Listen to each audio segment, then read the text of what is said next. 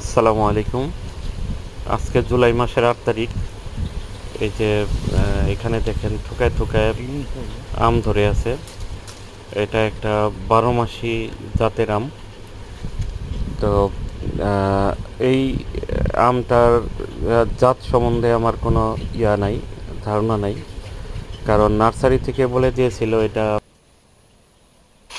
কাটিমন আম, কিন্তু এটা আসলে কাটিমন না। আমটা গোলাকার, অনেক বড়, আঁশবিহীন, খেতেও খুব মিষ্টি, সিজনের আমের মতো। আসলে আমি এই এই জাতটা সচরাচর দেখি নাই। তো এটা আমাদের পুকুর পাড়ে, খুব সুন্দর, একেবারে প্রাকৃতিক সৌন্দর্যে ভরপুর। এই যে দেখেন এক একটা আমের সাইজ কত বড়। তো